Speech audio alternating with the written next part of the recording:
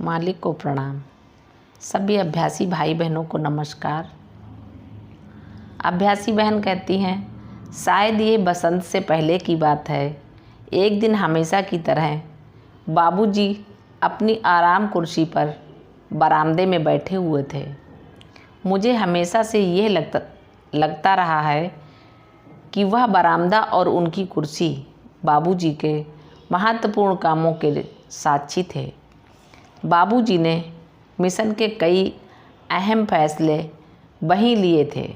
कह रहे थे कि पीलीभीत उत्तर प्रदेश के श्री करुणाशंकर, जो कि मिशन के सेक्रेटरी और उनके गुरु भाई भी थे, शाहजहांपुर नहीं आ पा रहे थे और मिशन का काम बढ़ता जा रहा था।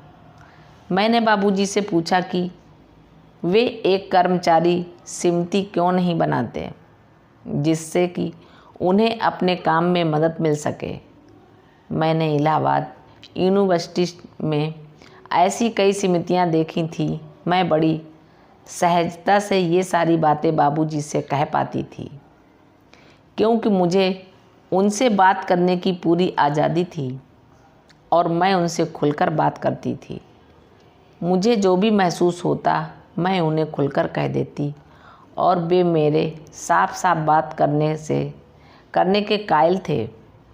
जब बाबूजी ने कहा कि मिशन अंतर्राष्ट्रीय स्तर पर बढ़ रहा है, तो मैंने उनसे कहा कि मिशन के प्रबंधन के लिए योग संगठन संबंधी रूपरेखा होनी चाहिए और उसे चलाने के लिए काबिल लोग होने चाहिए।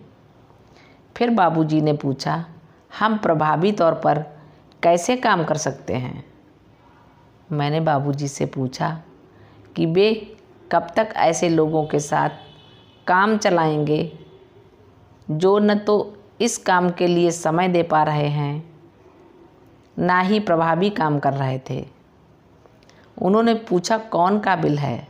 मैंने कहा, पार्थ सारथी भाई साहब कर सकते हैं। बाबूजी ने कहा, तुम ये कैसे कह सकती हो?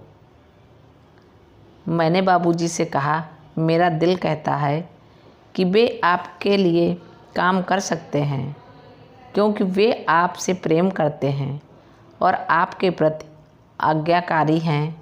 वे बहुत सारे लोगों से मिलते जुलते हैं, प्रभावी तौर पर बात करते हैं और बहुत यात्रा करते हैं। वे 3 से 4 भाषाएं भी जानते हैं। प्रबंधन कार्य संबंधी खूबियां भी उनमें हैं। वे मिशन के काम को फैला सकते हैं और आपके लिए बहुत उपयोगी होंगे। आप निश्चित होकर आध्यात्मिक काम कर सकते हैं और वे बाकी सभी दूसरे काम संभाल लेंगे। उस समय श्री CA राजगोपालाचारी वहीं मौजूद थे और उन्होंने मेरी ओर देखते हुए पूछा, तुम उसके बारे में क्या जानती हो?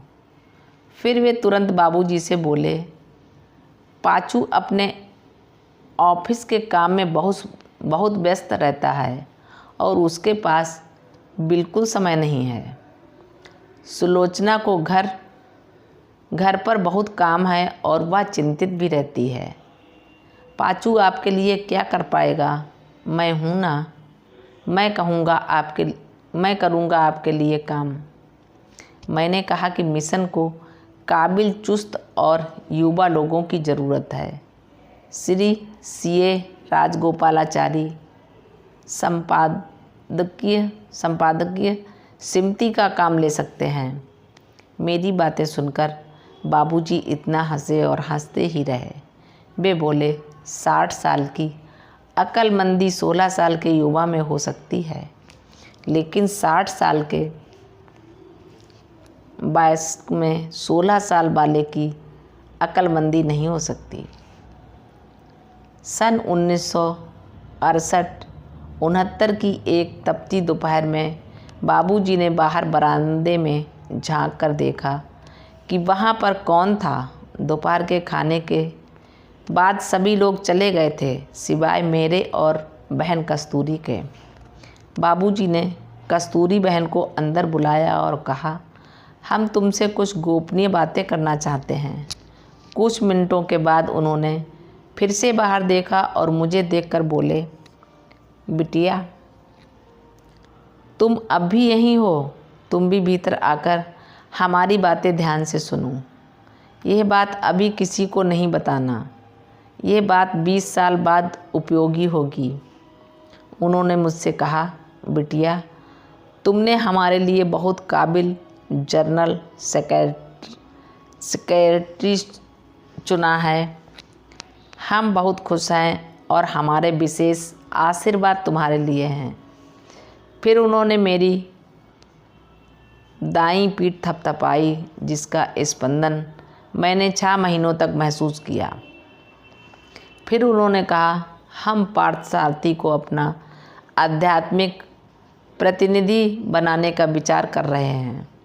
बहन कस्तूरी ने कहा, बाबूजी आपकी उम्र बहुत लंबी है, आप अभी से अपने प्रतिनिधि के बारे में क्यों बात कर रहे हैं? बाबूजी ने कहा, एक न एक दिन तो हमें अपने शरीर को छोड़कर जाना ही होगा। फिर उन्होंने कहा कि उन्हें चारी भाई साहब पर काम करके उन्हें तैयार करना होगा और उसमें समय लगेगा। उन्होंने कहा कि इस विषय में उन्हें 2 दस्तावेज़ तैयार करने होंगे। एक कॉपी पार्थसारथी भाई साहब के पास बैंक में रहेगी और दूसरी बाबूजी के पास उनके घर पर रहेगी।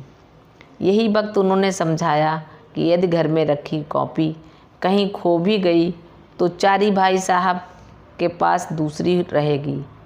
मुझे अच्छी तरह याद है कि उन्होंने कहा कि वे एडवोकेट श्री रघुनंदन प्रसाद, जो लखीमपुर खीरी के थे और उनकी बेटी के ससुर भी थे, उनसे इस बारे में राय लेंगे।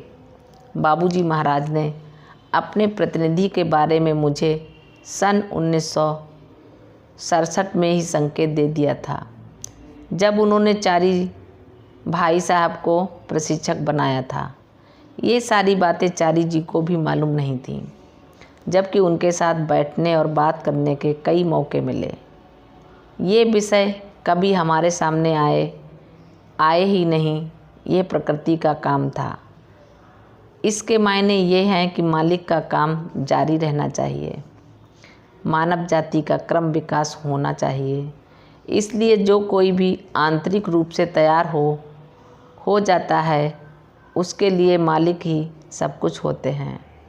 हमारा काम, हमारा जीवन, हमारी साधना, हमारा क्रम विकास, हमारी प्रगति, ये सब कुछ मालिक से जुड़ा हुआ है।